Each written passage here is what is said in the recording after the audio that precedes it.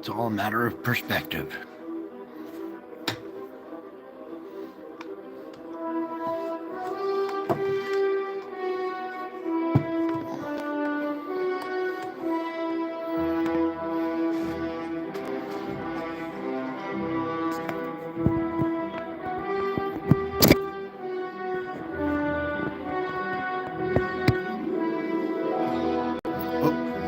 Got an ad. She's a radical. Everybody, don't pay attention to that crap.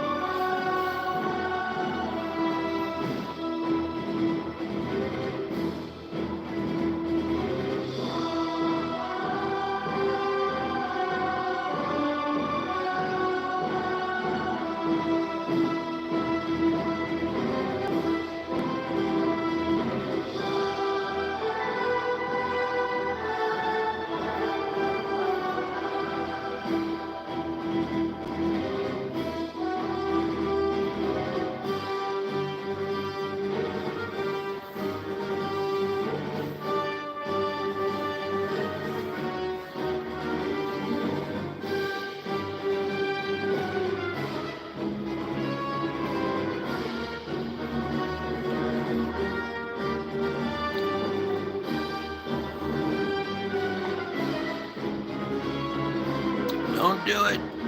No. In the dark, on a scooter with two people into a river.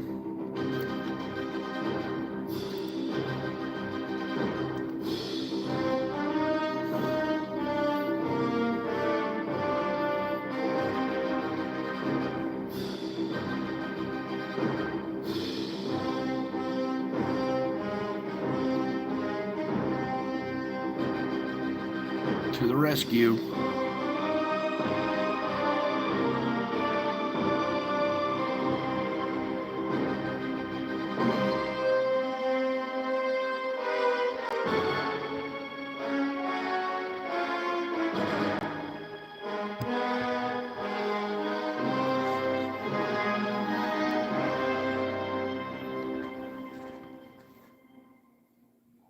All right, howdy folks, welcome back. I told you I would be back, and I'm a man of my word. Okay, so here we go with this interesting frame right here. This was going to be the thumbnail until, well, you saw the thumbnail, hopefully. Hello, folks. I love you all. Welcome. Pretty cool little curly Q here. We'll be going through this event frame by frame. Okay, so just kind of pull back out of that. I was zoomed in, ready to make that my thumbnail here, and then all of a sudden, something else said, "No, no, no, no, no. Use the other picture." So let me just back out of this a little bit, get to 125, get this thing rolling here a little bit. And while that is loading up, I'm going to take a moment here to thank you for being here, taking a moment of your precious time, first of all, to be here with this precious family. Okay. Through the course of this whole process, I have learned how valuable people's time is and how valuable 5 minutes of your attention is. Okay. I've tried for years and years and years to get 5 minutes of people's attention and wound up going through an ordeal instead. But thanks to that ordeal, I learned a lot. Okay? So, you are indeed precious to me. This is the precious family. This is not your average, ordinary YouTube stream. Okay? So, for those with eyes that see, you can kind of see what's going on here a little bit. Weird little wave action kind of receding back into the sun at the end there. Whoops, got music playing in the background. Get rid of that, please. All right, so there is your little loop kind of playing right there. You see that little object, of course. And then we'll kind of pull it down so you can see this activity up top just a little bit better there. All right, there we go. All right, so thank you all for gathering around the campfire here. Hope you brought your hot chocolate and your blanket and you're ready for a good show here. So, all right, let me capture this first frame here. And we'll go through these frame by frame. There we go. Just a couple back. All right, so scooch. All right, that's good enough. So our opening frame, August 23rd, 2024. And we're just going to start marching forward here. Okay, here comes this one off to the right here.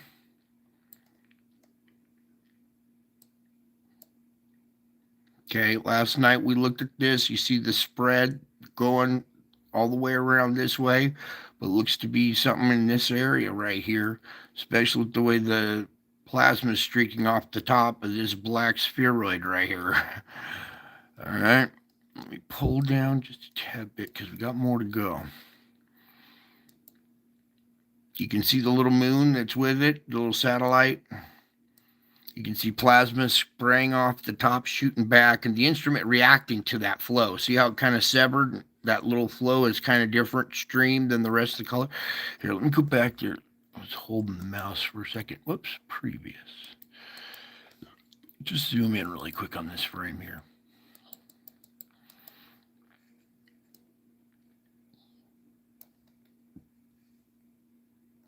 Okay, you see the difference in coloration right here? From black to gray. Well, that's the same little indentation right here. This is a more stronger stream streaking off because of the curvature of this object. Okay, it's probably a little bit bigger. It's probably back here. It looks to be more right around there, and we're only getting to see part of the front side of it because this is hitting it and splaying off in all directions around it. You see a little satellite that's going with it. Let me pull back a little bit now because, let's just say you got to have a good foundation before you come over to this stream because what I show here is very disturbing. Now you can see our plasma rings are like damage rings. They come out and they spread around in a circular fashion. You can see them gathering down here as they're going around something bigger that's back there. We're only getting to see this little black part of the sphere. It's probably back here, and you're seeing these waves spread around it. Okay, just like we saw kind of on that shield last night. Was that a trip or what? That shield? Whew. All right, so a little bit, one at a time here.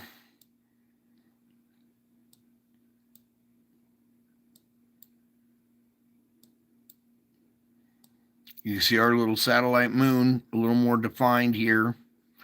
The bigger one kind of fades into the background now because there's so much plasma in between us. This little moon grabs some too, and it splays it out in between us and the darker object in the back, kind of washing it out. But the flow asymmetry is still there.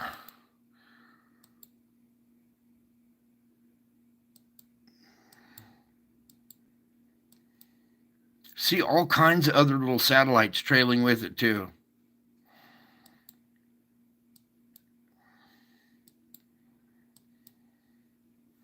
Then up top here comes another little, probably a little satellite that got torn off, maybe one or two. One out in front up here, putting an indentation in the instrument right there in the reading, and then something over here possibly too. This too.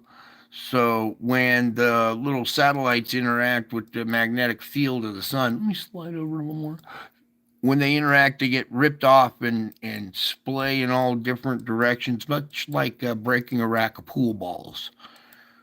All right, and some trail along in the like tear-shaped bow shock of the main object, following along. Other ones get ripped apart, or not ripped apart, but pulled off, like magnetically. They're usually orbiting that thing, and the magnetic field of our sun has interacted with it and knocked a few of them off. And they splay around like that.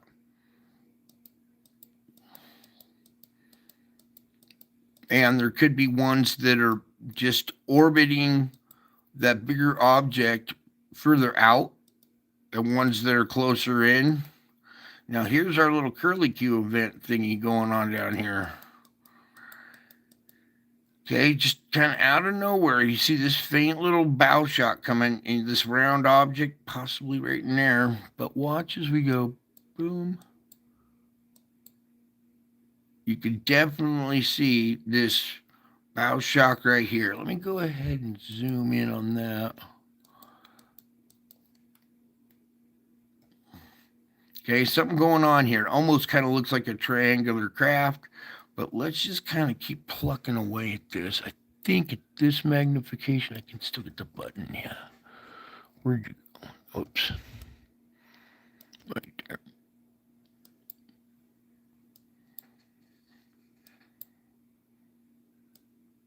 And there's your little curlicue. This is the ghost image back behind it. I'm trying to get a little bit of the button here. All right, and in the ghost image, a little bit captured a little clearer, is our round object with a wake. Remember, this is the negative. Okay, so this is like the ghost image, or what we call the ghost image. It's the negative of previous frames before. But in the negative, it's captured a lot easier. There's your round object. Plasma, the plasma is the white, the black part. Okay, streaking by it. And the object itself is white right now because this is the reverse, the inverse image. It's wrapped with plasma, and there's a black barrier in between it. See, whoops. Let's see if we can. There's the image right there. See, it's black in this. Oh, wait. Previous right there. I don't know. That one's a little weird, but you can see how it's captured stuff and is making it swirl. That's another thing I wanted to point out. We're zoomed in too tight. Now let me scooch right there.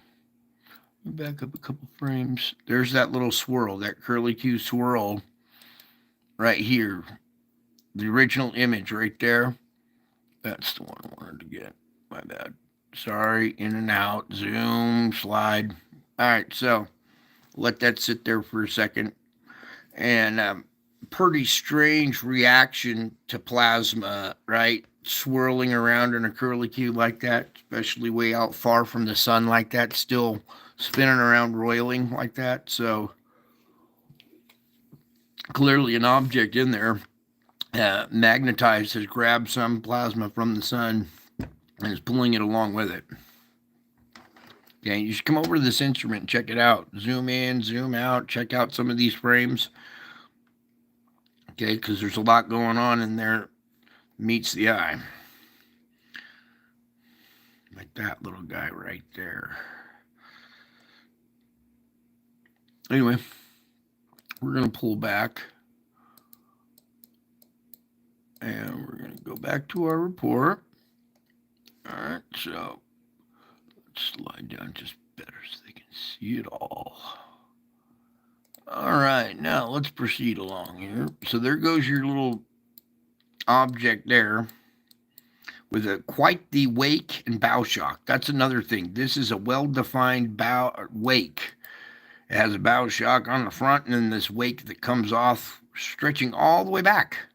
Okay, so there's clearly something there parting the waters, let's just say. You know, this isn't water out there, but there's something there that's causing a wake. We see the object, we see the side effects of the object with its wake. Something right in here, too. Tail into something right in there. Other little things traveling along, too. All kinds of spiritual events. Almost another looking shield type thing there. And then there's that shield event last night. How everybody just looked at that as a regular CME, I I guess they just don't have eyes that see. Whoops. Yep, and that was the loop there. Let me go ahead and just start this and quit jumping around. There we go. So let that play. You can see your bigger object came out, had a bunch of satellites with it. Some of them interacted right before it, and then boom, all the trailing ones that are either a little further out in orbit from the main one, or the sun has grabbed some and pulled some away. Okay. If you ever played like with magnets, you could have a little magnet tug of war. Which one's stronger? And you could take little magnets and pull them away from another magnet if you had something stronger. So it's kind of similar to the same game or same. Wow, that one at the end with the wake. And then you can see our spire region right here pointing down. Watch at the end here. See how all this flow right here is reaching out to something. There's something probably a little further down, a little further out of frame, or there's probably something coming next out of that region right there. All right, so there's your loop for tonight. Okay, quite the activity we got going on there. All right, let's move on over to solar ham here really quick. What I want to talk about is our solar flux indice is climbing again. It's up 11 points, and our sunspot number count is climbing too at 190. We're almost back in the red. And then also here at the area, we're at 1730. So things are ramping up on the sun here a little bit, and you'll see another indicator here in a few minutes. Let me just go ahead and pop this open first while we're here.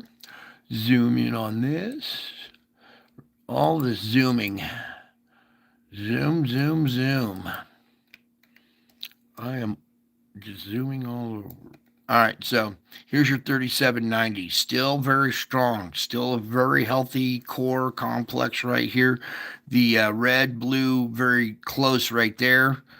This one, not so close. Okay, nope, not too bad right there, but we still got to watch that one. Now it's getting into the IMF hookup line. Okay, the way our planet is so over energized, we are sending current back down the line to the sun. We're emitting gamma rays. Okay, little did you know, our planet is now overcharged and emitting gamma rays, and that energy goes back down the IMF line, which hooks up right around there somewhere. And if this crosses the IMF line itself could trigger a little flare out of this. Okay, it's like having a wire that's really close to the other one, and the closer and closer they get, finally a spark jumps across. Okay, so let's pray that our IMF line doesn't trigger anything that way, and let's pray that this thing doesn't pass right at the time it's at the IMF line too. Okay, there's something out there triggering this kind of effect. All right, same with this one here. We got this really intense heart-shaped one without a matching polarity. It's just like this positive one without a negative, and it's just this big old heart. See the heart? Okay. All right. Meanwhile, 3796 central disk kind of facing, squaring off with us, just looking at us with their mean eyes right there, and red and blue on each horn. I mean, you see what I'm saying. 3799 kind of growing in intensity here. We're going to have to watch this one as it comes in, or whatever's right outside this field is interacting with this thing. All right. We saw reverse polarity with the blue on top and red on the bottom last week. And we're seeing this stuff right here.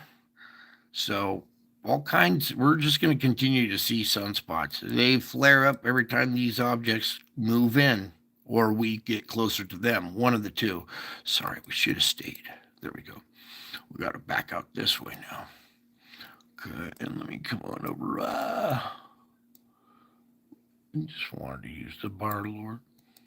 Can we get that over there? No.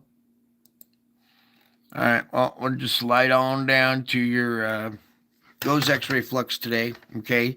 And you can see a little uptick in our GOES X-ray flux. This is our activity from today. All those little satellites and boom, boom, boom, our big event, was right here, and then all the little satellites, and then we had our long duration one that was kind of coming out the side there that we were looking at. All right, and then as we changed, into the next day, we had another little event and a few little spikes going like that, already going into the next day. Would you guys like to take a little peek into the future and see what happened right here at this spike? No? You don't want to go see this, huh? Because it's right back here. I mean, we could just go right to this little link right there, 824. You guys don't want to see what happens on August 24th? Well, tough. We're going to look anyway. All right, you guys are good sport. All right, whew. So really, it doesn't look anything too scary. Sometimes when we take a little peek into the future and we catch some activity we wish we hadn't seen, so looking kind of good right there. All right. Seems our little moons and stuff have all kind of interacted. Satellites have all interacted, and the thing's kind of going quiet. But look at this red spire region. Watch it as we progress. It's getting stronger and stronger. So something's coming out of this region probably here soon. And you can see why I'm saying that. I mean, I'm not trying to predict anything. I'm just telling you these things act like compass needles. This is all geomagnetic, energy. So not geomagnetic, but electromagnetic. There we go. And anything that has a magnetic field is going to pull plasma off. And some of these are your sunspots, and some are the ones that are on the backside pointing away, and some are the ones that are at us pointing this way. Ones that we can't see are coming right at the camera, so you don't even see them. These are the ones that are coming off the backside and over here that left the limb, and what's going on down here. Okay, so I swear, well, let's just say I believe that when these objects approach or start to approach the sun, they create these little spots. They also create dark patches too, where there is nothing. You will see a spire growing and a spire growing, and then a dark patch on either side, and the object comes out of the dark patch, and the two spires end up being the shock waves, or the wake that comes off of it after it passes. So there's a little peek into the future. Nothing too much to write home about. But there's your longer duration event, and I believe we'll probably see another little event coming out of that spire region here going into tomorrow. Whew. Now we can zoom. All right, so our geomagnetic forecast for the next 3 days, all clear. Let's pray it stays that way. I like seeing that. I don't want to see any more absorption into the planet. X flare potential down 15%. That's good. 70 on the M flare. That's good too. Well, sometimes had good news. I like to report good news. It's not a gloom and doom channel. Even though most of the stuff I talk about it's not a gloom and doom channel, though. This information is just vital to know. Meanwhile, M flare 5.1 out of AR 3800. We also have M34 out of 3800. And another M34 that caused a type 2 radio blackout, okay, out of 3801. Where's 3800? Why is this doing that? 3800 down here. Really, this thing? Okay, well, we'll have to watch that. It's a little further south under the hemisphere of the sun. We're a little further south, like here, right around this area, but that's down even further than we are. So we'll have to watch that area, I guess, huh? Lo and behold, we got a 3800, and it's kicking out some M flares right there. That was that region that's down by the south, that's pointing south, that's got all that spire region. So watch 3800 probably kick out something here pretty soon. All right, meanwhile, we're unsettled, but it's way down under KP2, which I love. That's great, Here our auroras they're looking pretty vibrant tonight. They're not really reflecting what this is reading. We'll probably have a little higher reading because this is current and this is a 3-hour increment. So we might see a little jump here because it's getting a little darker green. It's really solid tonight. So over here on this side, this is what is kind of concerning. Let's talk about 3801 beta gamma and growing. The one we just looked at, the one pointing south there, is the 3800 beta gamma and growing. Meanwhile, we have 3799 beta gamma and growing, 3796 beta gamma and growing, and 3790 beta gamma and finally declining. But look at all these ones that are growing. 3 of them there that are beta gamma growing, another one that's beta gamma growing, and this beta right here too. That one is growing. So the sun's picking up in intensity, and it shows here in our increased solar flux indice. We're up 11 points. All right. I hate it when it clicks blue like that, and then I try to undo it, and we just waste too much time. Newly assigned AR 3800, located high in latitude in the southeast quadrant, produced several M flares on Friday. This region is showing steady growth and will be monitored for additional activity. Let's scroll so they can see it while you're reading, Brian. As of this post, the largest flare so far was an M3.4 at 1944. Okay.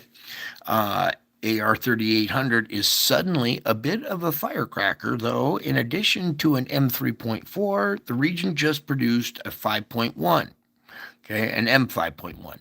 The latest magnetic image shows that the presence of 2 small magnetic deltas within the center of the group. So stay tuned. Perhaps a larger flare may be soon possible. I agree. I think because we see the spires reaching out of it and it's growing. It went from 3.4 to 5.1, kicking out harder and harder flares. That's that one spire region, and I believe there's an object that's about to interact with that, and then we'll see this thing pop. Everybody hold on for something out of that one. Now, what? 2 magnetic deltas. That's what they were talking about. One interacting with one, interacting with another one. It's like red wrapped around blue almost. So, yeah, this thing's going to be interesting to see. That's a new kind of, not new, but a very rare configuration. We're getting these rare configuration with 2 magnetic deltas. Maybe one object with the little trailing moon. One has a magnetic delta configuration, so is the other one, but they're so close they intertwine. That's what it would look like, too. I swear, this is what we're seeing, you guys. All right, 2 events to report. That's the 23rd. Yeah, 2 events to report. We just covered that. The 33.4. All right, so right here, a little earlier, beginning around 045, a filament located near AR 3794 in the northwest quadrant erupted and is associated with the CME now becoming visible in updated coronagraph imagery. It remains to be seen if any plasma is Earth-directed, but the bulk is likely headed to the west and away from our planet. Okay, good. Let's go get a little piece of the tracker, do some track-lacking since we are, lacking some tracking. And it doesn't look like they have much on there. Oh, there it goes. Might as well click on it. Okay, so there's, uh-oh. Yeah, we're going to get a little shot of that. See the red part at the bottom part of this wave? That's the more intense part of the wave. Clipping us pretty good. Here, let me scooch over so you guys see the rest of the. There we go. This north south. Oh yeah, we're gonna get a good little hit right there, I think. All right, and then that's probably 3 days out from today. I'm surprised there's nothing up here yet. Let's just take a peek because There might be something hiding underneath there that's refreshed. I want to load this up real quick. And thank you guys for taking a moment of your time to be so patient and tolerant. All right, there we go. Now, if that's what they're showing, that's nothing. Okay, well, models don't agree, but what I want to talk about is our 3-day out, okay? If this indeed is the one that they're talking about today, then 3 days out from today, which today was the 23rd, that would be the 26th, would be impact. Okay, so somewhere around the 26th on our weather later on, okay? Otherwise, there was no geomagnetic forecasting through the 26th. This one might change, okay, because of that latest coronagraph imagery that we just looked at that they said was updated. Right there, that might change. We might get a G1, G2, depending on the strength of that storm and the strength of our magnetic field and said object. Let's go back to the 23rd here really quick. Bingo. This bigger object right here that's accompanying the CME might it'll bring added energy with it and whatever is hiding down in there. Okay, so on the 26th here, we might expect a stronger than a G1 storm. Okay, we might get a G3 to G4, something that'll catch everybody off guard again. All right, let's move on. And I just showed you why. Okay, I'm not predicting that. I just kind of trying to explain why. All right, now, a CME is coming, but it's not a big one. The CME was hurled towards Earth during the early hours of August 23rd in a puny C6 class solar flare. A NASA model predicts it will arrive on August 26th. Aha, the impact could spark a minor G1 class geomagnetic storm. Okay, don't be surprised if it's a little bit higher, okay? I don't want it higher. I pray that I'm wrong and it doesn't. I will take a G1 any day because I don't want anything higher. But at this channel, when something comes in, when they say G1 and it comes in bigger, it doesn't surprise here at this channel, okay? I want you to understand why we're not surprised when it's bigger. I'm not trying to predict it. I'm just telling you why, all right? The high latitude sunspot, the new sunspot region 3800, is not particularly big or flary, but is interesting for another reason. It's high latitude or low latitude, okay? It's way down here. It's not way up there, but its latitude is not close to the equator. It's pulled way, way out of line, okay? It has a high latitude. The sunspot is growing in the southern hemisphere, 27 degrees below the sun's equator. Okay, now this may not sound particularly high on the Earth. The 27th parallel south crosses places such as Namibia and Australia, and these are not considered high latitudes. But for sunspots, which tend to cluster around sun's equator, 27 degrees is indeed high. I would say low, but high as far as high away from the equator, I think is what they mean. Either direction, high means a distance away from the equator. All right, you can finish up the reading the rest. I just wanted to see if they agreed. Now over here to your human. Yes, check out your day. Oh boy, was that fun or what, folks? Yep, quite a little grinding session we had there today. A lot of pressure building up. Let me just tell you something also, that these magnetic fields, when they pass, we're also absorbing energy, well, electromagnetically too. It's like, charging your battery when the battery's already charged.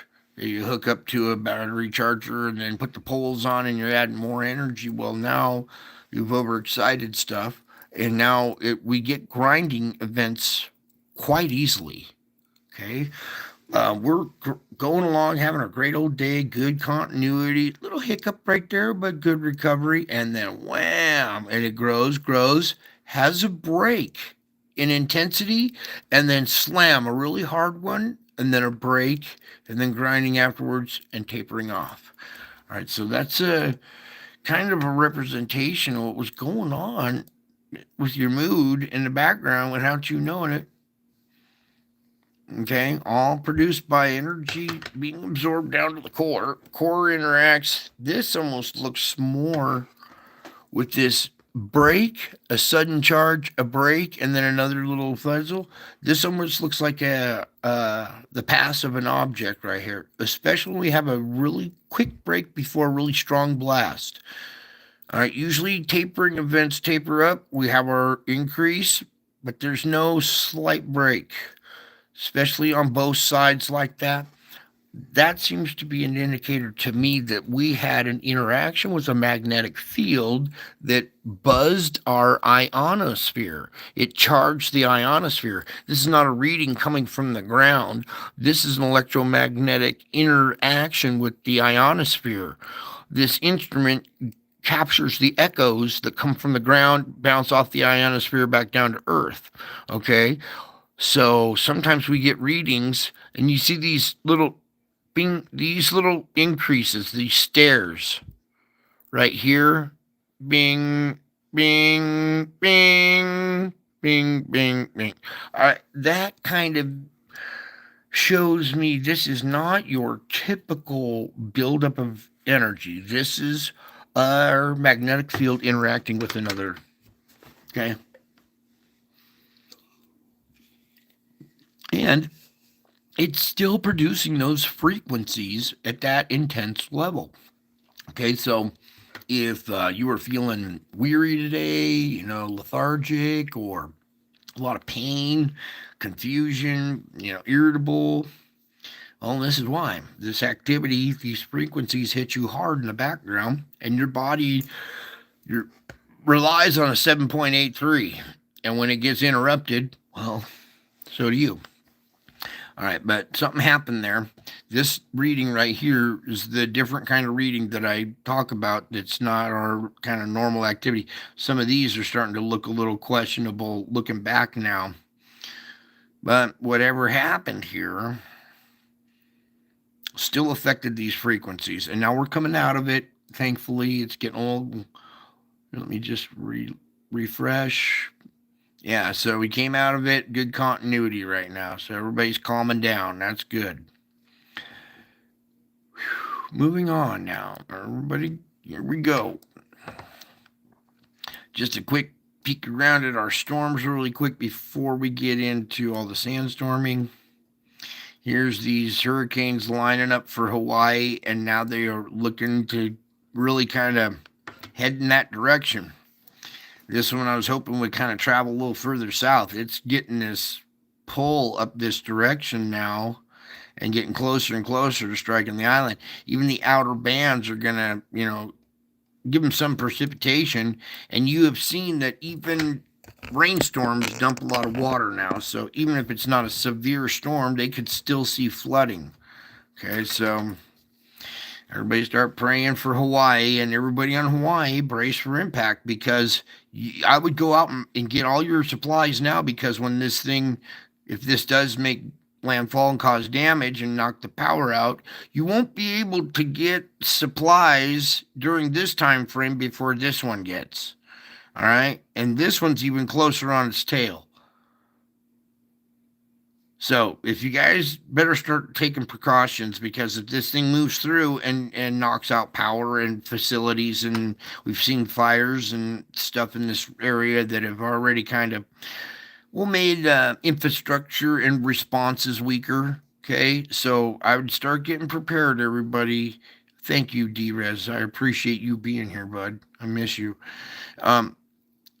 Everybody start preparing for, you could get a 1-2-3 punch.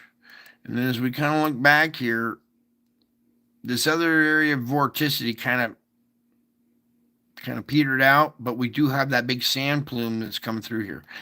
All right, so everybody kind of Hawaii, pay attention now. Watch that storm closely. Meanwhile, over here, we got another one of these typhoons whipping up here. Okay. We all have all this thermal productivity off the ocean floor, changing ocean temperature so drastically that we're getting some pretty intense storms out here. Now let's position for our sandstorm. Okay, everybody, hold on. Here we go. Particulates and duh. All right, not very thick or intense. They're kind of wispy. There is some white right through this little V shape, but it's getting weaker.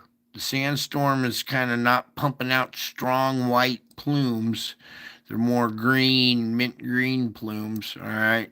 And they're still stretching across. It's still doing its job of hindering the hurricane production, and that's really all I care about. As long as it's hindering that hurricane production, I don't care how dense the sand is, as long as it's doing its job. Okay. But if it gets weak like this, it could let those storms start coming through. All right. Let's pray it doesn't. Okay, we want that. Actually, our vorticity here, let me talk about this anticyclonic rotation right here. It's not anticyclonic. What I mean is a reverse rotation.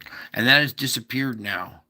So our flow is not being so disrupted now, and it's actually starting to pull a little bit of second or first plume, second.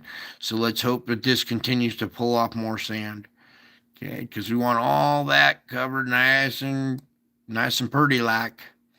Because when it's not, well, you can see this is the kind of conveyor belt hurricane separation effect that I was talking about. One will gap another to leave room for airflow for another.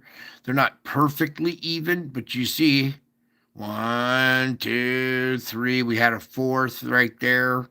So that kind of daisy chain effect on a conveyor belt going around like that isn't taking place in the Atlantic. Starting to take place over here.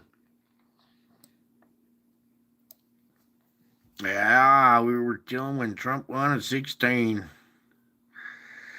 Yeah, I pray we do. Okay. Meanwhile, whoops, we have to go backwards here. So there's your sandstorm covering Africa. Now, as we get into the bull with horns here, Saudi Arabia, Iran, all the Arab world is like gonna be getting covered here pretty soon. They're in hot water. And as you can see, whoops, let me position this just right. This eye over here, still pretty intense. This eye over here, pretty intense. We got the horns reaching up. Still looking at the Gobi Desert over here that is just like the most intense sandstorm spot on the planet right now. Okay? And you see all these crazy winds coming in there just tearing up. But all like coming out of nowhere and converging on that area.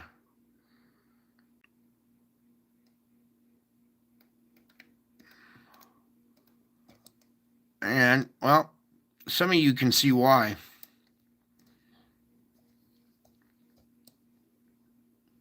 And then our sand kind of taking a little break on India there for a minute.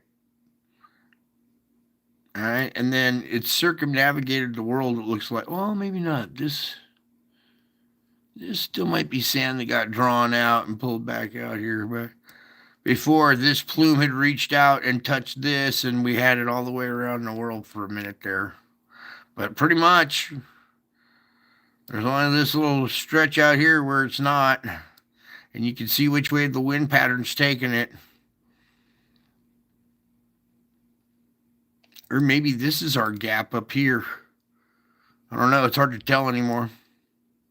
Okay, so enough of swirling the world around. Let's come on over to our chemicals now. Put it on SO2. This is sulfur dioxide, not to be confused with CO2, carbon dioxide. Big difference in elements. Sulfur comes from the magma down below. So now we're going to come over here. We're going to zoom into our country divided. Here we go. Let me take off those winds right real quick. Bingo. All right, so you can see this side over here still bleeding out. We got some concentrated areas up in here, up in Canada. It's getting a little darker in that region. Meanwhile, over here, kind of lightening up in this region right here. Wonder why? Because of this pressure out here. But over here, perforations in the crust. All right, there's your country divided. Supposed to be the United States of America, not the divided States of America. I'll teach you though. So as we get up in here, I want you to see our fire production. Bio, thank you. Okay. SO2 is extremely hot, surrounds magma down below. When it comes out of the ground, it comes out at thousands of degrees, and it sets surrounding foliage on fire. Okay, causing spontaneous combustion of bushes, trees, anything in the area. Okay, so a lot of your fires up in Canada sparked by SO2. The activity was kind of up in Canada, but it's been creeping down into the lower 48 here. And our activity kind of here on the West Coast as far as fires with SO2 is, diminished. There's this one here, mainly this pocket up here. And what I really want to talk about is look what's going on here. Where's Salt Lake City? Oh, okay, there's Salt Lake. Oh, you guys. It's up by Yellowstone. They're having a lot of SO2 emissions and having fires up there. Okay, so this activity is kind of creeping more this way now, away from Oregon, Washington, more towards, this is Utah. This is Salt Lake City right there. Come off, go down. So, yeah, up in... Well, we're going to have to pull up the earthquake map here in a little bit and look at that in a minute. But all right, so there's your fires. They were crossing this line for a minute, but that activity seems to have retreated. The southern stretch kind of retreating now too. It seems to be kind of going,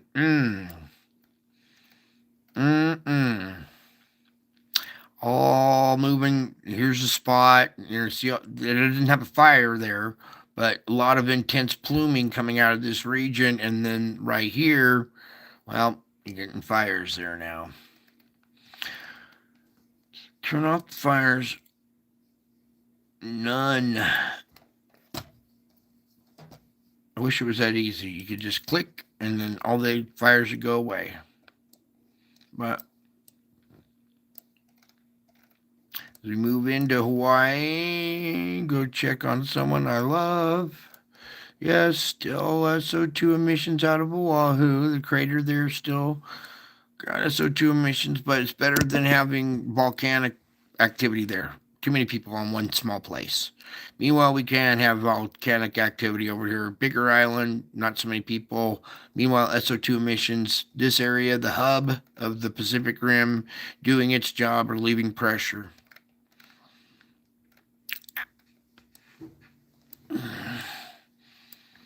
Okay, now let me back up for their time zone. Go. Okay, you can see China's still having their issues, okay? And they will continue to have issues like that, especially with, what was looking at their country. All right, India still kind of darkening up. This gas builds up. It's not being... The wind's pushing it up against the Himalayas, and the Himalayas won't let it go over. So this area is staying very clear of gas, while India is kind of getting backed up. Okay. Then as we come over to this region, they're starting to have issues with SO2 coming up through the ground. Got to remember, this area now is all desert, very porous sand, not much structure underneath it either. So it has a tendency to have a lot of canals of, gas coming up. And I bet over there they're seeing, almost like a sand plume, where a little spot in the desert, just sand kind of shooting up out of the ground because the gas underneath is pushing up through the ground. So they're probably having almost like little sand spouts, if you know what I'm saying. and all kinds of flooding. All right, they they made a big mistake, and now they better play ball or they're gonna pay. Meanwhile, we have all of the horsehead configuration, weird stuff that was going on over here, kind of changed up a little bit, but Europe still has all. They got the issue too. Okay, the only place it doesn't, deserts like Sahara and the Gobi Desert. All right, let's move on. Enough of the SO2. There's a big spot right there too. But we're gonna come on over and get to this part now, to the ocean. All right, everybody, take a deep breath. And I've seen somebody else reporting on this finally and going, "What? What's wrong with the instrument? Why is something wrong with it? Why is it tripping out like this?" Well, they don't understand what's really happening. These are your readings. It's the instrument's not tripping out. These are your readings. The planet's tripping out. Okay? And it's because of all the activity on the sun. So there are plumes still remain here on the west coast. All right. So thankfully we haven't had a serious event there yet. Okay. Let's pray that something else opens up over here and relieves pressure or something like that. All right. Our comma shaped structure severed in half. More coming out down here per se. So pressure relieved in this region because something a little more intense opened up down here. Meanwhile, look at this spot now at the bottom of Baja. Big old new hot spot right there. Okay. Also, this relatively new hot spot, interjecting into the La Nina. And then we got these evenly spaced bing, bing, bing, bing hot spots that go along like this, producing those hurricanes that are going through there, or typhoons, however you want to call them. Okay, meanwhile, up here, our bar structure definitely more defined, filling in the middle here. Now we have a solid bar with our kind of broken comma over here. Cold water in between them, especially this little pocket right there. Okay, these are totally strange anomalies. We're not supposed to be having readings like this. That's why that guy's tripping out going, what? What's wrong here? How could hot water totally be right next to cold water? Well, when pressure down below is pushing magma up out of the thing, hot water rises, cold water rushes in to replace it. It's pulling cold water in from wherever it can. And then you get these dividing lines, and then you see your vortexes. I should have told the dude, come on over to my show. I'll help you. Wow, look at this, you guys. Ooh, ooh, ooh. It's nice and relieved in here. There's not even red right there. That's black. That's hardly any pressure in there. So whatever happened, this whole yellow finger that was coming down, remember I told you Taiwan needs more quake activity? We did see SO2 emissions from there. I forgot to check there and in Java. We'll get to that. Oh, yeah. Excuse me. Now, this is good news. You can see pressure is relieved right here and it's cooling off. We got cold water inundation on the backside. This is the backside where most people live, is on that side of the island over here. So our fulcrum point, something must have happened. We had a little shift and some pressure been released because temperatures have really gone down in that area and temperatures have really increased up in here. Tell you what, these people are in hot water. Yeah. They're surrounded. Same going up through there. Check out the relief of pressure along these volcanic islands that we report on during the earthquake reports. It causes cold water, and look at our cold water matchup because of pressure being relieved in that area. The top of the world is an absolute nightmare mess that I don't even really want to address anymore. You guys can come over here and look at this instrument. Right now, I just want to focus on these, get this Atlantic one out of the way here. Okay, this is taking on more of a bar type structure with this little pop up right there. It's still got a cold water here, so we're going to see vortex action there. This up here, just very disturbing. We're going to see ice melting. We're going to see. All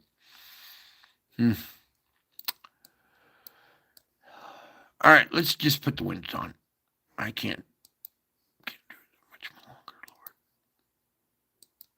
All right. Correlating wind patterns with these heat structures is getting very, well, it's disturbing because they match. Our heat structures, thermal structures coming off the bottom of the ocean, heating the oceans, are directing our temperatures, directing our storms, I'm sorry, and our conveyor belts. So there's your conveyor belt type structure right there. Okay, you see a little split here in the middle. See this? We got one vortex. Whoopsie. One severed off in the middle with another one. So there's two little, it's like a figure eight right in here. Let me try that. There we go. Now you can see what I'm pointing out. So yeah, a little figure eight split now. This is no longer just rotating here. We got a little severing going on there. So there's the thermal structures, still taking sand off of Africa, throwing it across. This was what I was concerned about down here, and that whole flow has changed now. So that's some good news right here, that we don't have that backward rotation, or this backward rotation. Well, it was going this way. It was pulling sand back in and throwing it back into Africa. But now that we've got this more, more defined, more organized flow going this way, hopefully it'll pull more sand, cover that area across. Okay. So as we go on through here, you can see conveyor belt takes it right up through the middle of the country. Here's our cold, hot next to each other, causing vortex rotation over here. Okay. Causing, firing up these storms. Okay, they get caught in this flow and pulled over this way. So what we thought might have been, Hurricane Alley going up through the middle, cutting the country in half right here, is actually going to be shifted over to here, going across, and hopefully not devastating Hawaii, because I really want to go sit on a beach and put my feet in the sand for a few minutes. Maybe do a little surfing. All right, so there's your thermal structure there. Here's your thermal structure over on this side. All right, and it's also pummeling this area, Spain. You see the cold water inundation right here. It's hot here. We got vortex activity going on just off of the coast of Iceland. Okay, which showed you that, the volcanic curtain. The eruption that happened there again. And it's a 4-kilometer long just tear. It's a rip in the skin, the crust of the earth. And it's just pure magma because all this pressure up there. Okay, and cold water around there, hot water creating vorticity up there. Okay, enough of that. Let's get on over to our earthquake report now. Some people can't stand that part of the show. All right, here we go. Let's dive into our earthquake report, our deep quake region, with a 4.6 down at 549. So our typical deep quake activity, that's good. Mid-range 4. There's another mid-range 4 right there down at 505. So we have a couple of mid-range 4s. Still puts like 5 energy at the surface though. Nothing in through this area because, the SO2 emissions coming out of there reduce pressure. All the way through here, we have volcanic activity reducing pressure. Then we come into our deep quake zone here, this little pocket. Sometimes we get, 4.4 down at 416 there. Here's something on this island right here. Masamba, India had a 4 point, or Indonesia, sorry, had a 4.7 at the surface here. This is a new little site we'll have to watch. Oh boy. Before I report on that, we need to come back over here. I want to get the chemicals SO2.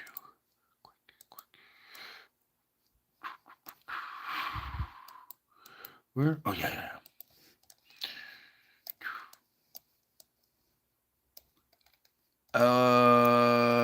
Yeah. Okay, let me take the one out there. See how? Let me back up really quick for their time zone. Okay, we've had some good emissions out of Java here in Sumatra today. All right, and then also really quick, here's our little island back here where we have SO2 emissions entering the plate boundary. So they're doing their job. They're relieving pressure as it goes up through this island chain, comes over. So Java, we have Samaru and Merapi. And then now, right here in this bay, is Krakatau, the son of Krakatoa.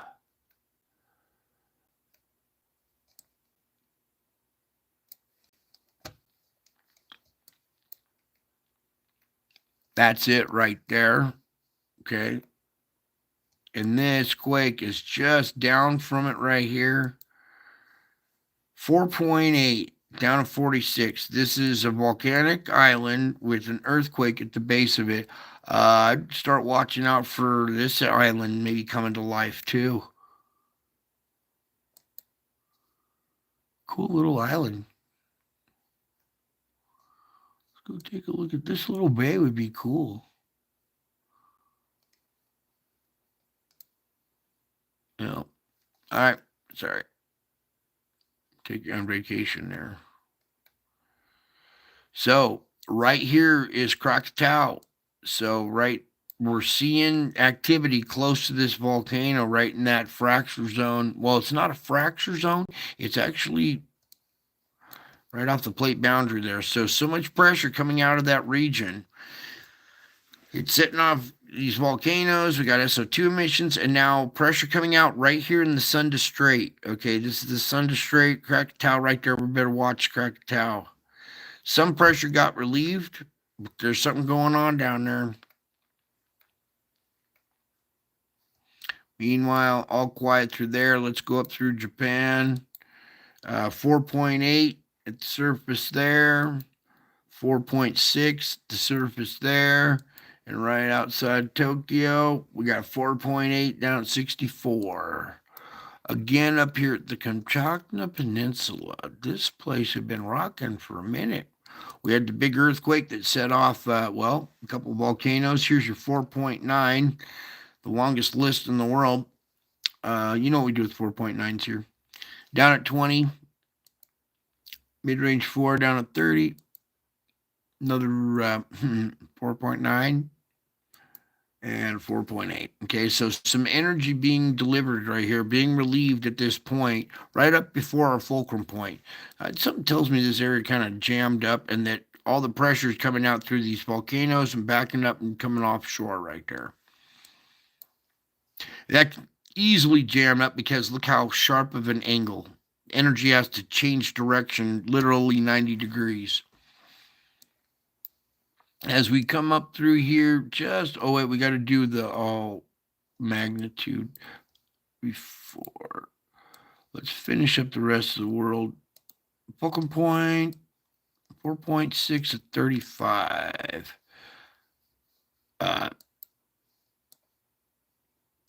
This area is too quiet.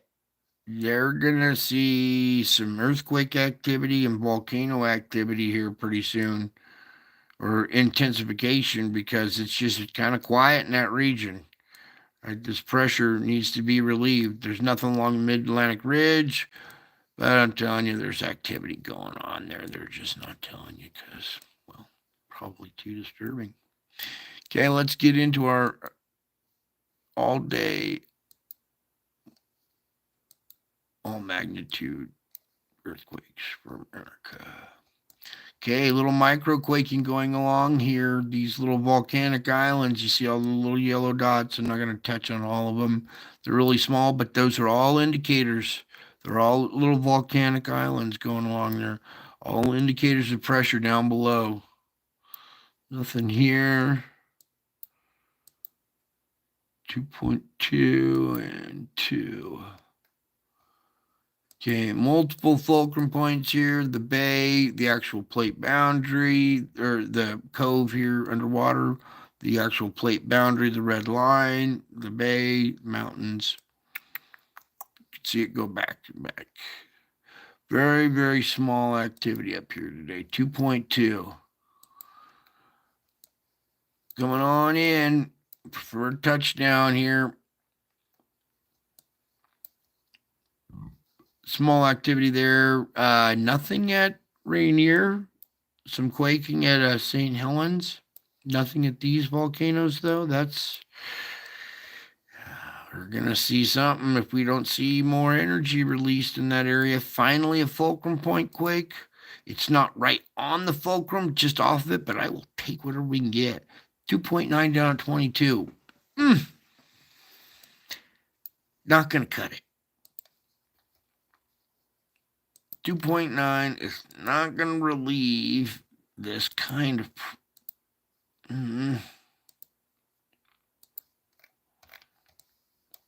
this that we have going on out there. Okay. Just real quick, here's the Bay Area. This little point coming off up here. Right up here is your fulcrum point. And notice it's cold water right there at the fulcrum point. Comes out, goes up, there's the plate boundary, and there's an inner plate boundary that's oozing lava or hot water, whatever. Whatever's going on that plate boundary right in there, if it's lava, if it's hot water, it's lubricating this joint, this fracture zone. Okay, it's not good. It's relieving pressure, but it's also kind of causing, it might cause it to slip. We have a lot of pressure in that area, and do you think that was going to cut it? 2.9 is going to relieve all this pressure? We need more activity. I'm very concerned with this area. Everybody pray about this area. Everybody stay alert in that area. This little area too. Okay. Back to our report though. Okay, 2.9 is not enough. I'd like to see a little more earthquake activity out of there, or we're possibly going to see volcanic eruptions or something big. Pray that I'm wrong. Oh boy, this is just outside. Oh, we have got us a quake swarm going on here. Yeah, 3.3. 3.3. 2.5. How do I tell him, Lord? I'll wait for a minute. We'll come back to that. There's a special little place out there in Hawthorne. Here, let's just zoom on it while we're here.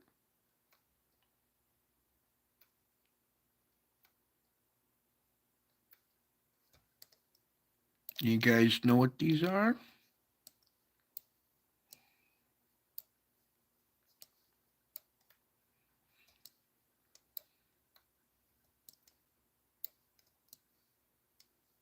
I'll give you one good guess.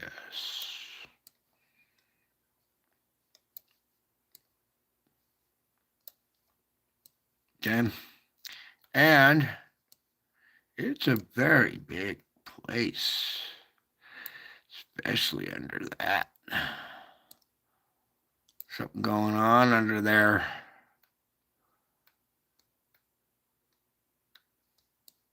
All right, moving on down. You see little microquaking. I want more flurries, little quake swarms. Did this one ever come back to life a little bit? Still barely pooping along here at 1.6. Still, it's good release of energy. You'll take whatever we can get out of there. Plate boundary quake right here. Not much, but still doing its job. Coming down into recent activity in Manning, California, right there. A little microquaking going on through there, but not enough because right off of this spot right there, we have this. Okay, here's our little bay right there, or a little lake in the lake. Okay, so this whole area out here, a lot of heat coming out of this structure right here, producing earthquake activity in this area. All right, these guys are about to, anything too serious comes in, it could rock that area. Everybody in there needs to be aware, take precautions. Texas, all perforations in the crust. What's our biggest? Nothing too bad. 2.8 in New Mexico. All right. Now, a little bit of Oklahoma, but fulcrum point on our New Madrid. 2.2 down at 61.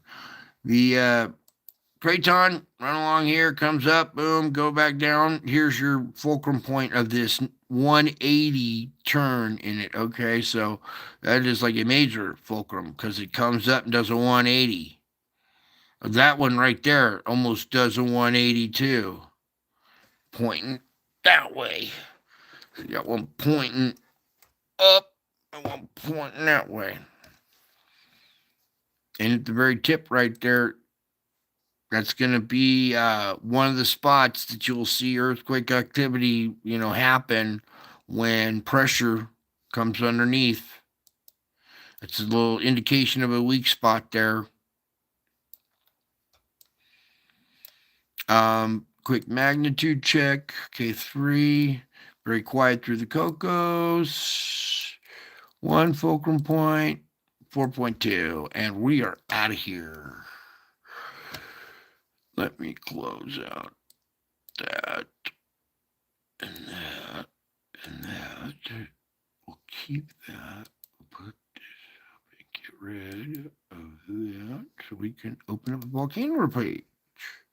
Thank you for sticking it out there. You guys are tolerant, patient. You must be interested or caught up or something if you're still here.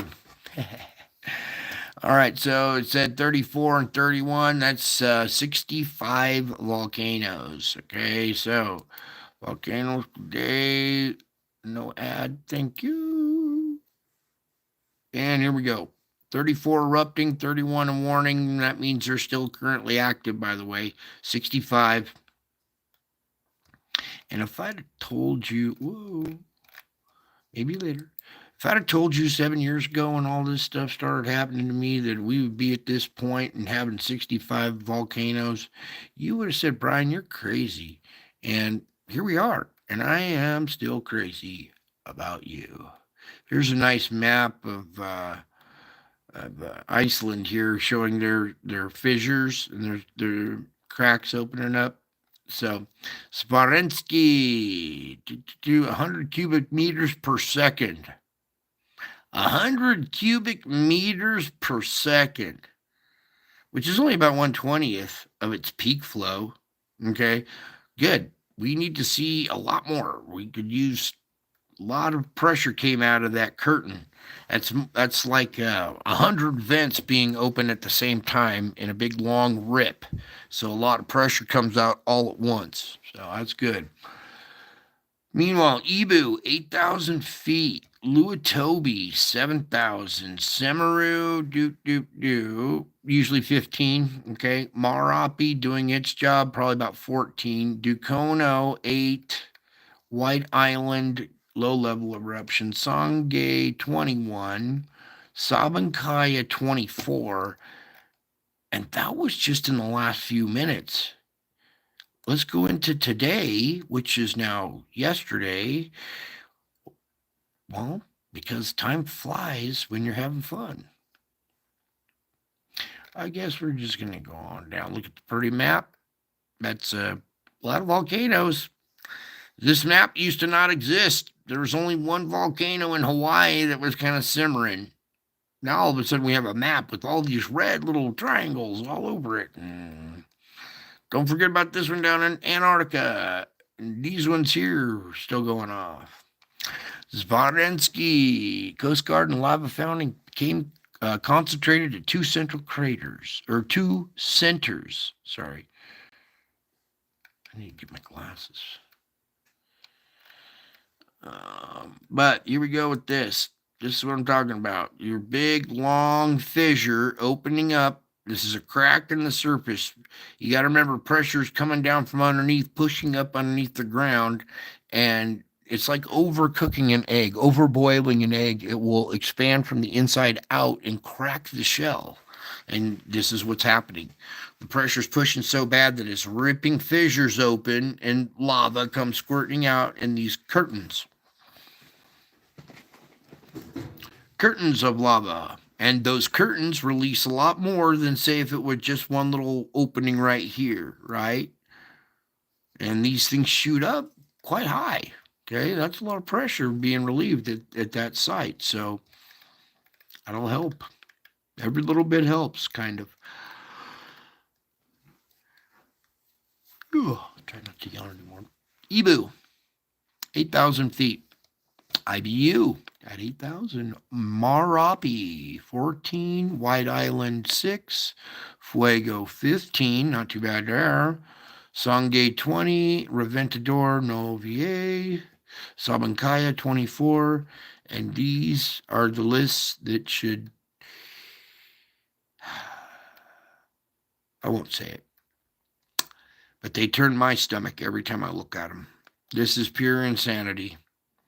Do not look at these lists, because this will desensitize you into thinking this is normal activity. Okay? All of these are currently active. These ones are currently active. These ones are currently erupting. Okay? This is nuts.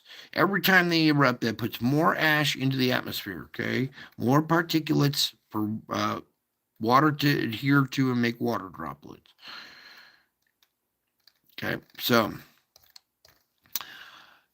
this is 65 volcanoes on land. Double that. That's 130 underwater. Add the 65 on land back on top. You're at 195 currently active volcanoes on land and underwater, affecting our weather. So let's get into our weather, shall we?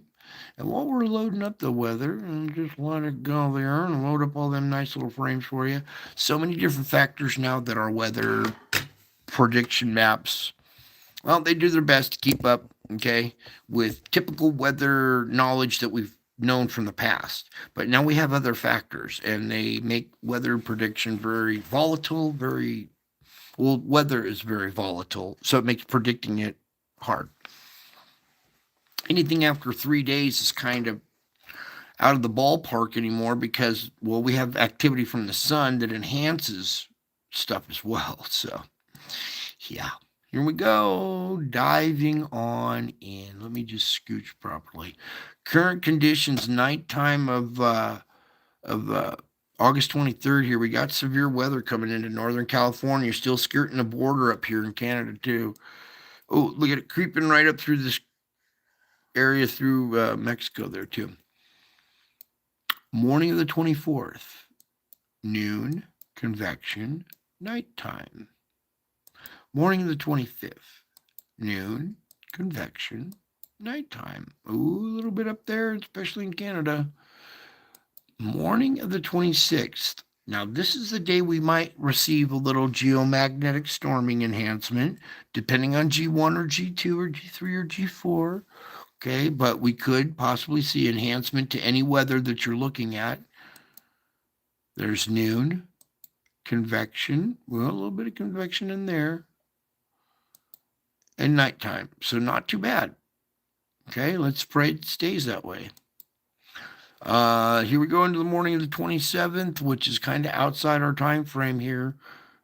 So noon, convection, nighttime, 28, noon, convection, nighttime, 29, noon, convection, nighttime, 30, noon, convection, nighttime, 31st, noon, convection, nighttime, 1st, noon, come on, you, convection, nighttime, the 2nd, noon the 2nd, convection right there the second. Something making landfall here in Louisiana around convection the second. It's way out there. It's way too far, but we got to just in case, okay? Hopefully that changes, but everybody be aware that you could have stuff boil up right here in the Gulf and come right on shore. Nighttime of the second, morning of the third, noon, convection. Look at this thing. What? Nighttime, morning of the fourth, noon, convection, nighttime, morning of the fifth, noon, convection, nighttime, morning of the sixth, noon, convection, nighttime, morning of the seventh. All right, anything out there, but it's way past that. Okay. This is so far out there on the forecast that it's kind of getting within reach. We'll watch this closely. But what I want to talk about is this whole setup, this whole layup of how all of a sudden moisture comes up out of the Gulf. There's nothing, I'm backing up a little bit. Nothing really too much going on right here. Okay, there's no rotation. It's just this open area with some rain showers around it. See how it kind of swirls there, gets a little bit of energy and rotation started, and then starts aiming for the coast, picking up more moisture, gaining strength through the day of the second. Or, well, not doing dates, but I'm just showing you as an example this genesis right here, right offshore. See how it keeps reaching back for more water, pulling more in, just sitting there, pulling more water in until it gets strong enough. And then this kind of activity going up through the mountains is going to dump a lot of water. There's going to be flooding on these mountain ranges. It's going to come down through the valleys and catch people off guard. An event like this right here could just be catastrophic for that region.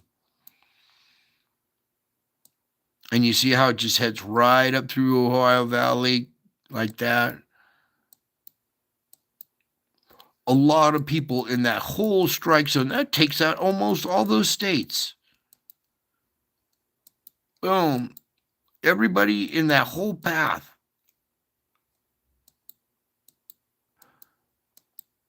Oh my God. Dude, no way. If that happens, let's pray that that doesn't, okay, you guys? But we got to understand that this activity can happen. It doesn't necessarily need to be a hurricane, coming all the way across the Atlantic and moving in. Because you saw how there was no rotation as this thing just kind of sets up shop, gains strength, and then just starts driving right up through the country and wiping it out. Everybody get ready for that time frame right there. Let's watch closely and pray that that doesn't happen right there. Otherwise, everything else looked pretty smooth and pretty clear, even on the day of impact if we had that G2, whatever kind of geomagnetic storm. Okay. But that kind of model run right there, that setup is what we have to be aware of and be mature that stuff can happen, especially with our thermal heat structures in the ocean. Whew, is that it, Lord? Did you get it all out? Okay, good. Whew. All right, so there's your astrophysics, geophysics, and now it's time to do your spiritual report. Everybody take a deep breath. We're going to go into the physics of the mind. Where are we going, Lord? Yes, thank you. So I found that picture. Okay. So funny. I was trying to show you last night. If I'd have just scrolled one more click, just one more. So we're coming back over here to World of Science. Wonderful channel. Come over here, give them some love, subscribe. They do all kinds of wonderful stuff. The community thing here, people send in beautiful images all the time and stuff captured in here all the time. Okay, there's your lava fountaining. What a good example of the jets shooting up. That's a lot of pressure coming out of that area. A lot of heat that was internal in the earth just left. Okay, some good shots here, but the one we were looking for, not that one, is right there. And if you think it looks like a phase and it's a coincidence, let's open it up. Because it's a phase with a halo, too. See the halo? All right, and well, you guys know I smoke. All right, I told you I'd step outside and have a cigarette every once in a while. I got this bad habit of blowing the smoke out of my nose instead of blowing it out my mouth. So I'll take a drag and blow the smoke out my nose. And now it's mimicking, the clouds are mimicking me how I smoke and blow smoke out of my nose. But there's a halo over this image. Oh, here, by the way, so fucking hungry. I didn't mean that. I was just reading it. Yeah, August 20th, 2024. Yeah, I am a little hungry. I haven't eaten right in a minute, but yeah. Again, with my face showing up again in the clouds. And here it was captured just, well, 3-4 days ago. It's slow fucking hungry. August 20th. All right. So we're going to be using this as one of the images that we read to too, okay? Well, because it's my face captured in the clouds again, and here we are, our most recent capture, okay? And you see my shoulder right here. I walk with a cane. Sometimes my shoulder pops up like that close to my head, so. And I got this summertime haircut, and my hair comes out and hangs over like a little tip like this right here. So I recognize my profile. I see him making fun of my haircut, making fun of me blowing smoke out of my nose when I take a drag. But ta-da, there's your image. Latest capture in the clouds. Okay, this is not a joke. I didn't take this. Somebody else took this image. See these eyes right here? This set of clouds is a set of eyes. There's always some kind of set of eyes watching in the clouds wherever I go. And there's God's handiwork right there. Okay, you can totally tell. That is not your pareidolia. That is a, well, spiritual event. When you were told to look up into the heavens, well, looking up into the sky and the clouds is looking up into the heavens. So there's another image captured. The one I wanted to show last night. The one where it's going to add to our images of reading.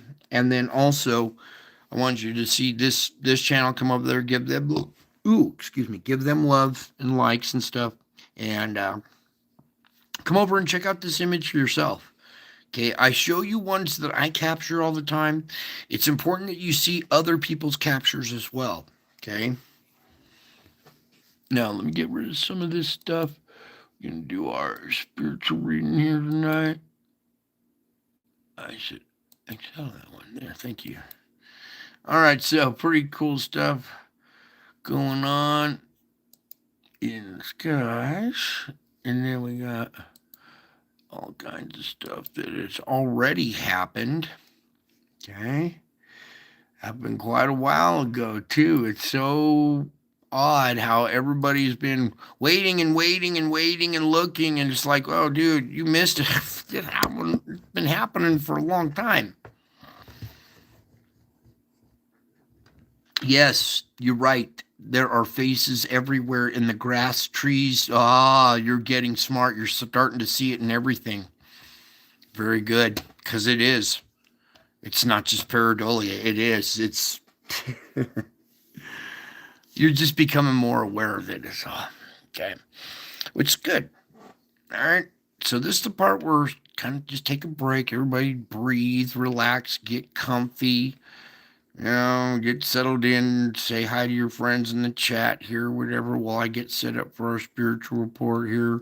I took these images, turned them 90 degrees so you don't have to tilt your head. So there's an image that's a little easier. Not have to tilt your head. What? Oh, I know which one he wants to see. Okay, hold on. I gotta pull up this one. You really want me to pull up that one? Where'd it go?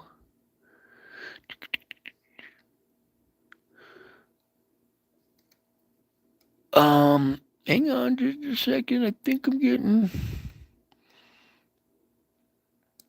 that one. Oh, nope, that was the wrong one.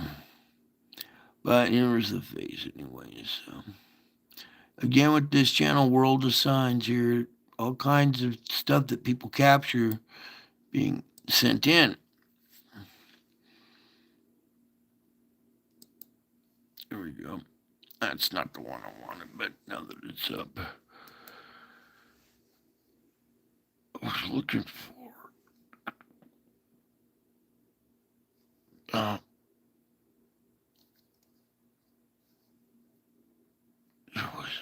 Oh, dang it. Oh, well. I can't think of it right now. That wasn't the one. It sent me to the wrong link, dude. I wanted the other. What is it then? Oh, that's right. Okay, hang on. This can be changed to the third phase of moon. Where are they?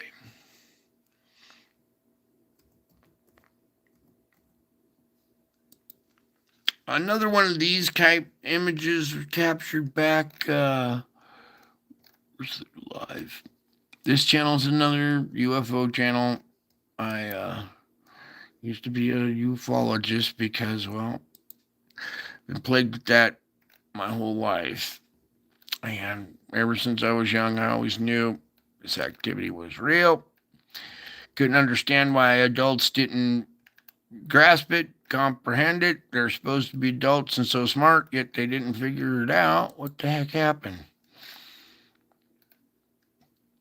Where did that link go? Oh, Lord, please. There was an image that was sent into this channel of a face captured in the clouds, and I guess I lost it, so that's okay. We got a couple images to read to. That one and this new one. So we'll do the one with the heart because that's important too. It's important you guys understand how all this stuff really happened to me. It's not like, hey, look at me, I did this, did that. It's more like, hey, something really happened to me and is really going on, and if you don't get on board here real quick, you're going to be left in the dust. And I can see that, well, when I took this information to the media, they weren't going to report it. Send it to other channels. Look what I captured. They're like, yeah, that's not real. So I guess I just got to do my own channel and show you the real images that I captured. Okay. That's the important one right there, because this explains everything, where everything's come from. Jesus' heart radiating out these waves, making my face in the sky with the crown. Okay. Because of who I am. I explained a little bit about that in previous shows. So once you guys kind of understand that the quote rapture is not in the Bible, but it is happening right now. If you read correctly, it says, "You will see me coming in the clouds with power and great glory." Well, here's my face in the clouds. The crown signifies power and great glory. Took place on Easter 2020. 2,000-year-old prophecy came true. And then this stuff follows me everywhere I go. And now it's starting to spread around the world, and other people are capturing signs of my presence here. Okay? This is another sign of my presence here on this earth. Okay. Um, that's good enough. Let's start reading to that one right there, since it's the new latest image there. Okay. Also, that face out by the moon. There's the other one I wanted. That was the other one we were trying to get. Why am I? Just real quick, pull that up. Pause it. I want to pause it so it'll just go back to that. We always have to play that game. All right, there we go. Real video, my face captured out by the moon there. Kind of strange when all this stuff happens to you and you start recognizing your own face in the sky. Marrying angels showing up in your house. It's, yeah, well, let's get started, shall we? Get my light pulled over here so it's shining on my face just like that image right there. I had some stuff for you guys because I know I sent you guys out there. We're going back to that one first. Okay, so new cool little image. See the little halo up above there. Okay. Take a few deep breaths here. Okay. Find your security in me. As the world you inhabit seems increasingly unsafe, turn your attention to me more and more often. Remember that I am with you at all times, and I have already won the ultimate victory. Now, because I am in you and you are in me, you have an eternity of perfect, stress-free life awaiting you. Okay? That should kind of help soothe your nerves a little bit here. People are getting rattled. Something else. You guys, somebody out there was like, went after it today. It was so good. You're doing your salvage work and you're like, yeah, this time I'm just going to go right at it, salvaging it. And you did it right off the bat, right away. It was awesome. And then you had trouble again right afterwards and you found a little trouble in the second one. But that's okay. That's how you find your security in me. Okay. So when things seem increasingly unsafe, that's when you need to increasingly turn your attention to me. Remember that I am with you at all times and I've already won the victory. Okay? Remember, you already have victory. And if I am in you and you are in me, then you have an eternity of perfect stress-free life awaiting you. It's a good reminder sometimes to remind yourself, hey, even though things are rough right here, I still have this stress-free life awaiting me for eternity. I just got to ride out the storm, right? And I'm giving you all the tools and the help to ride that out. Okay, you see what's happening around the world, and it can get a little disturbing. So it's important that you indeed find your security in me. Also, something about when you think about eternity and stress-free life, there will be no trace of fear or worry in heaven either. Reverential worship of the King of Glory will flood you with unimaginable joy. When you come here and you're not getting joy out of what you're seeing in the world, but you do here, because it's almost kind of unimaginable. It's almost like this stuff is too good to be true, or it's beyond belief, right? Well, beyond belief, that's where I'm taking you. I am completing your belief. Now you know. I'm taking you beyond belief into knowing. And when you know, then you do find your security in me. When you know, you you feel more inclined to turn to me with your problems. When you know that I am in you and you are in me, then you know you have an eternity of perfect stress-free life awaiting you. Okay, that's a foundation right there. Look, always kind of think forward to heaven, where there will be no fear or worry or stress. Okay, right now you're going through it, so you don't have to go through it for eternity. And then your worship will flood you with unimaginable joy. The more you understand this and comprehend it, the more joy you get. Okay, you understand how this works? I lost him. All right, I'm just going to pick up right here. Anyways, I want you to look at that image right there. And then what was just captured just recently, okay? Still here. It's still me.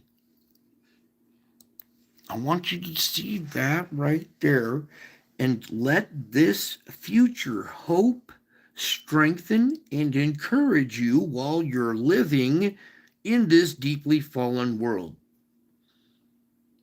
I'm trying to bring you hope and strengthen and encourage you while you are still living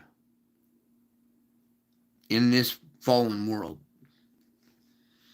Now, when you start to feel anxious about something you've seen, heard, or thought, bring that concern to me. Remind yourself that I am the one who makes you secure. Okay, you got to remind yourself I'm here. I'm the one that makes you secure in all of your circumstances, by the way. So don't think that that one circumstance is, oh, I can't make you feel secure in that one little area. No, that's the one we need to make you feel secure in then. If there is that one little area, let me fill that nook and cranny.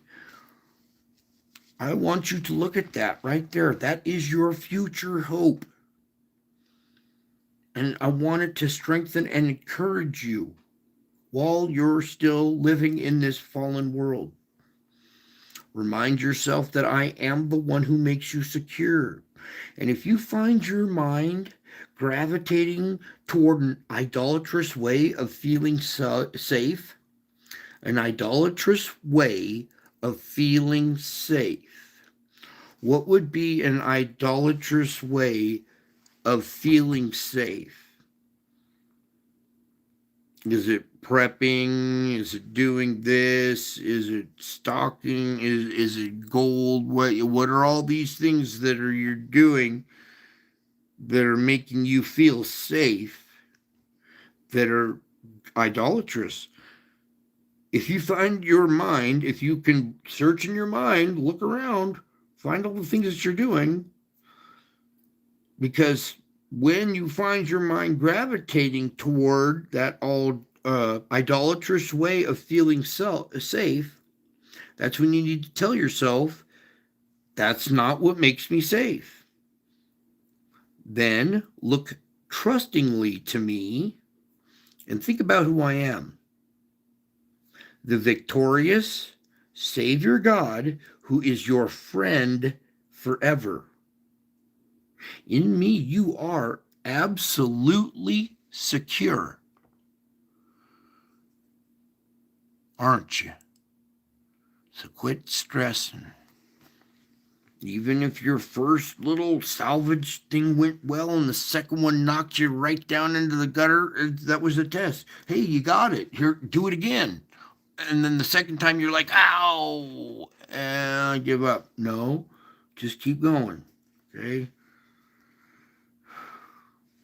When you look trustingly to me and think about who I am, then you realize I am the one who makes you secure in all your circumstances. What else I got here?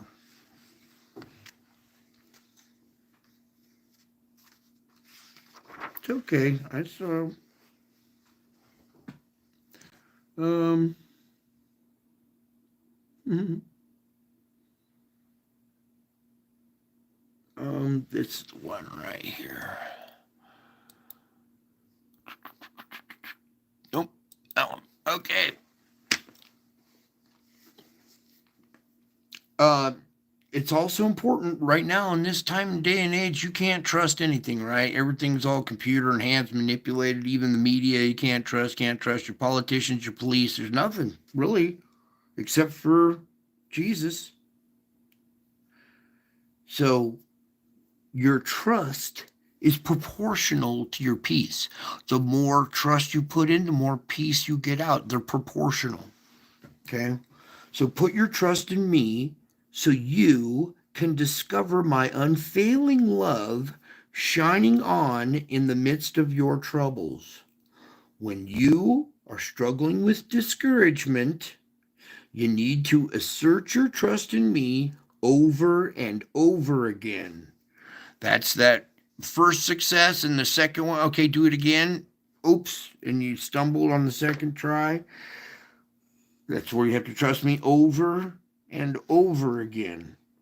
It's vital to remember who I am, creator and sustainer of the universe, as well as your Savior, Lord, and friend. You can count on me because my love for you is unfailing. It never runs out or grows dim, and it's not dependent on how well you're performing. Just as I am the same yesterday, today, and forever, so is my perfect love. So lift up your soul to me, waiting in my presence with no pretense and no demands. As you dedicate time to waiting and worshiping, I gradually transform you and open up the way before you, don't I? I will not necessarily reveal all the future things to you, but I will show you the way through each day, step by step. So trust me wholeheartedly, for I am taking care of you. Um, when events in the world or in your private life are threatening to unnerve you, grasp my hand in trusting determination. Refuse to be intimidated by evil. I say again, refuse to be intimidated by evil. Look, you got you got this guy on your side right here. You can refuse to be intimidated by evil. Okay, evil thoughts, evil people, all kinds of evil. Okay. Um Refuse to be intimidated by evil. If you don't refuse to be intimidated, well, then it'll intimidate you. Yeah, step your foot on the ground. Say, no, no, no, no, no, no, no. I refuse to be intimidated. Instead, overcome evil with good. I am with you, and I have won the ultimate victory through my crucifixion and resurrection and return. Nothing will be able to undo these awesome events that puncture the darkness so that my dazzling brightness could break through and pour into the hearts of my followers. Spend time basking in this holy light, for my face is shining upon you. And it was supposed to be that one. All right? Nothing will be able to undo these awesome events. Everything that I just clicked on, everything I'm showing you, nothing will be able to undo that. There's another security right there. Nothing can undo these awesome events that puncture the darkness so that my dazzling brightness could break through. Do you see my dazzling brightness breaking through the darkness right there? That's my dazzling brightness breaking through and pouring into the hearts of my followers. You're here. You follow me on YouTube. You're here, my live stream. You're you're the ones whose my brightness is pouring into your hearts because you're here. You get joy out of the show. You get the peace that transcends everything. I do indeed pour my light into the hearts of my followers, don't I? I love you guys. You're getting this. That's why we're here right now looking at that, basking in the holy light, for my face is shining upon you.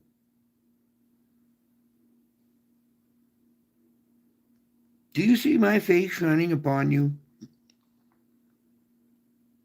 If you don't believe that's my face, no, I didn't shave right now. I look ugly right now, but I've shown you my face several times. I'm not trying to brag. I'm like, hey, look at me. No, it's more disturbing when you see this. I'm trying to be a humble guy. I was always kind of quiet and shy. I don't like all the attention. Okay, it's not for attention. This is for your mental health. I want you to look at that.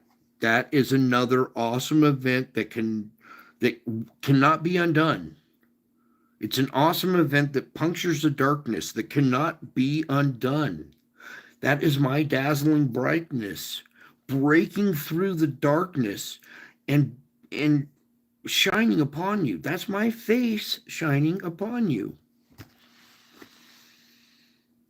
And I think I have one more to close with.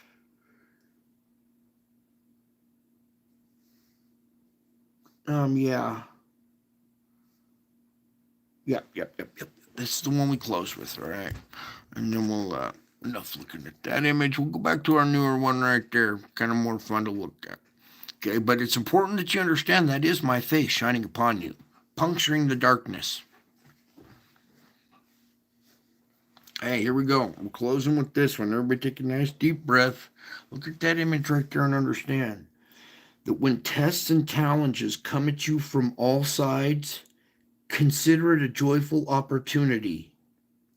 I know it sounds strange, but when things come at you, especially tests and challenges from all sides, consider that a joyful opportunity.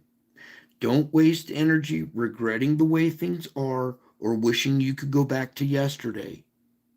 Remember that I am sovereign, powerful, and loving, and moreover, I am here to help you. Instead of being overwhelmed by all the difficulties, grasp my hand with confident trust. And though you are insufficient to handle your troubles by yourself, you and I together can handle anything. Now, if you view your circumstances from this big picture perspective, do you understand the big picture perspective? That's walking close to me. When you understand the big picture perspective, you are indeed walking close to me. So if you view your circumstances from the big picture perspective, you can be joyful even in the midst of your struggles. Your struggles will now become joyful opportunities, won't they? They're no longer struggles. I just turned your struggles into joyful opportunities, didn't I? I do when you practice. Only when you trust and you put these principles to work in your life. It doesn't just sit there in your lap. You have to go practice this stuff.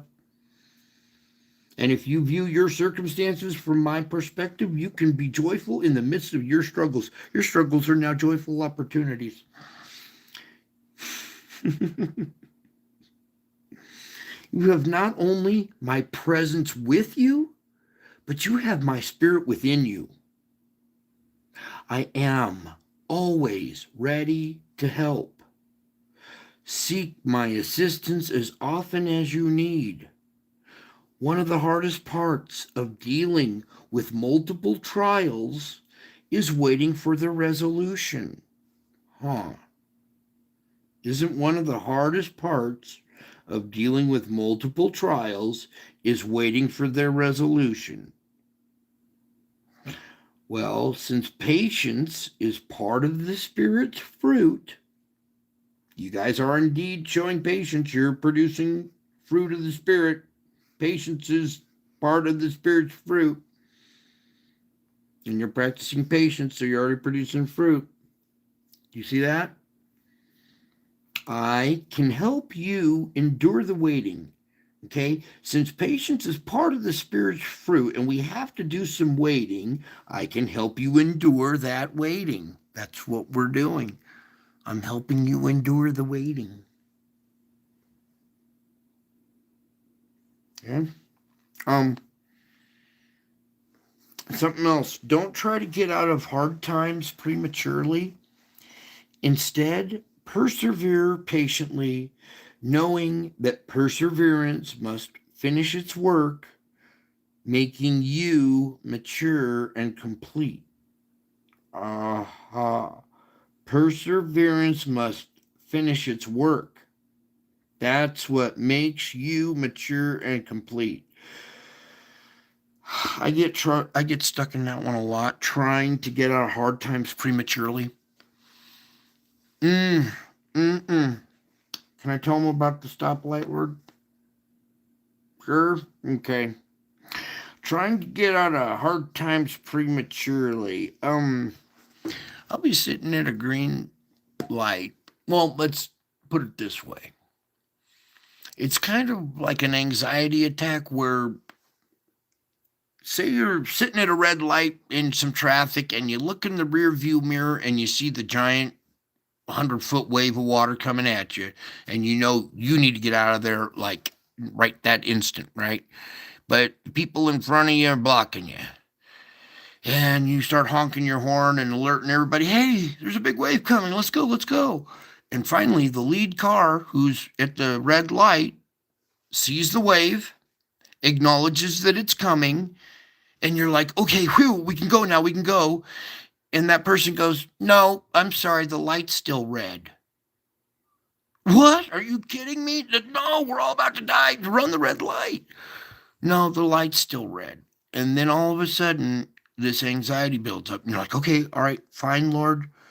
Even though it's gonna be very close, if this light turns green really soon, we can make it around. If we turn left, we'll make it past the point of the ridge and the wave will miss us and it'll wash out into the bay. If we could just turn left at this light and go 10 feet, we'll make past the ridge line and we'll be safe. You see the wave rushing up, the light's still red, the lady's still waiting, the wave's getting closer. Everybody's going, come on, lady, come on, let's go. And she's like, no, the light's still red. It's like this, the red light is insignificant at this point. But now you have to accept, okay, she's just going to wait for the green light. Meanwhile, the onrushing wave comes. You sit there peacefully. Then the light turns green, and you're like, okay, whew, here we go. Here we go. We're going to make it. We're going to make it. And then she decides, well, I haven't hit send yet. So let me hit send and then tuck my phone away. And you're seeing valuable, precious seconds of life slip away that could have been, if somebody was paying attention, could have been so close. But then she finally starts to go. And you're like, oh, we are going to get it. We are going to get it. And you get on the gas. And just as you start to round the cove and you see the ridge line,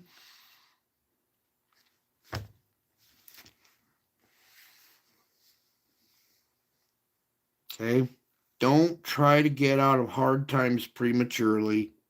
Instead, persevere patiently, knowing that perseverance must finish its work.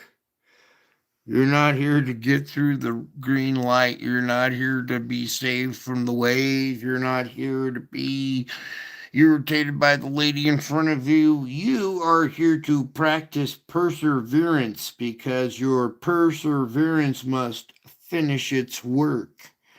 making you mature and complete. Okay? I love you guys. You have not only my presence with you, but you have my spirit within you. I love you. I miss you. Until my next show, I will be back. I'm already back. And you guys are the blessed. This is worth more than gold. Okay? You are looking at your victory. You are getting glimpses of heaven.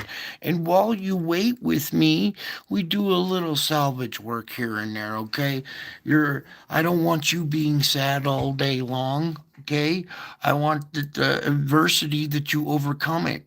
Okay. And if it slaps you right down right after you overcame it, that means good job on the first one. Do it again. Okay, you're trying to perfect this art. Okay, it's an art.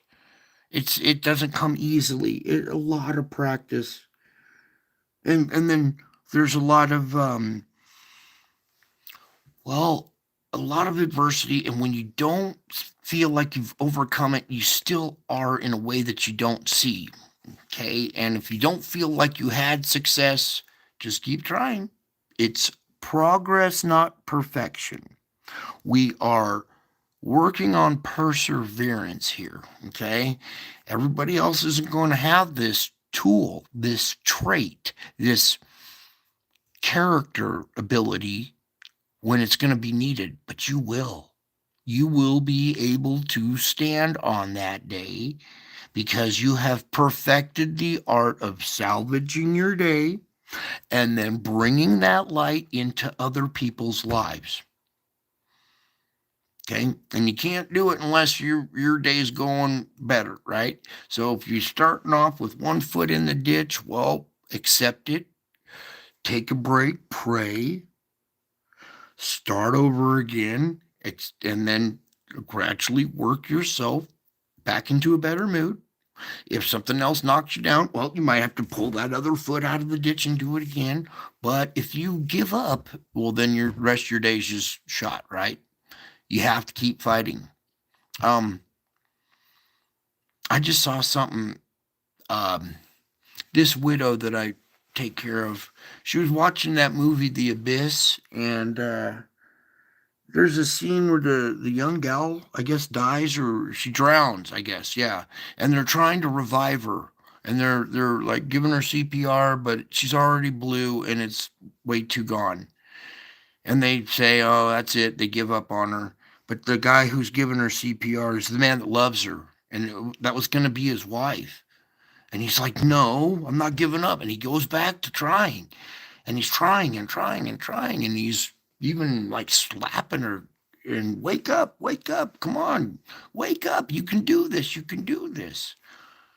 All right, you guys can do this. Things are going to get weird. They're already weird.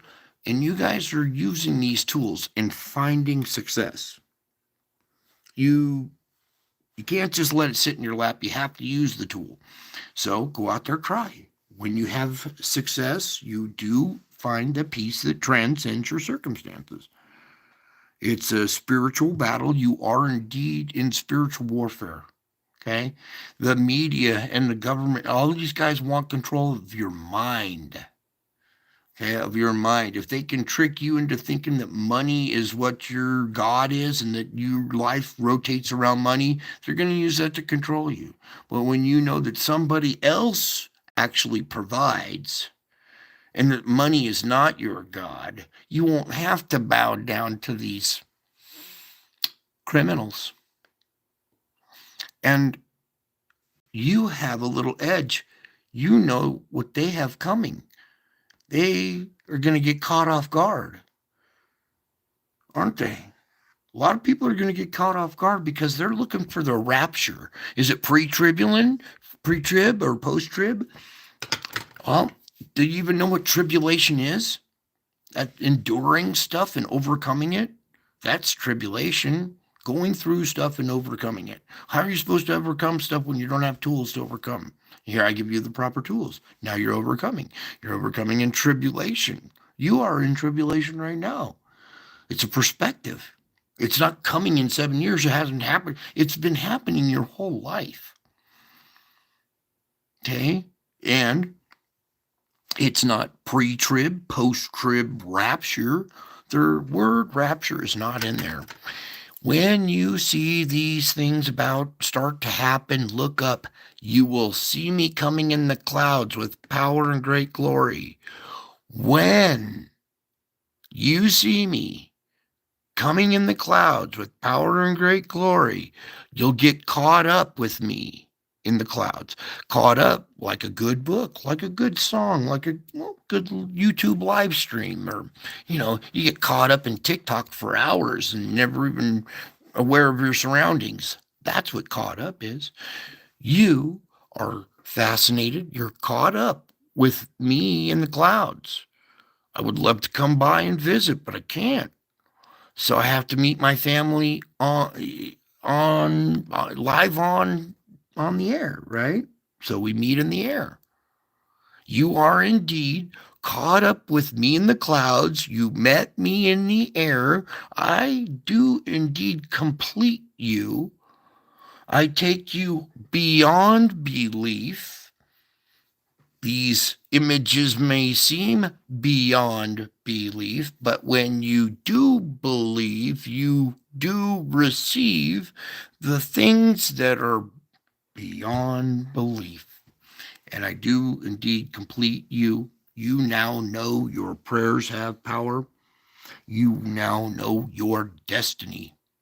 And you are getting glimpses of a stress-free heaven for eternity. I sure love you guys. I sure miss you guys. And until my next show, I will be back. I'm already back. And the signs are all over the place. And you are my precious. I love you. Bye. I'll be back.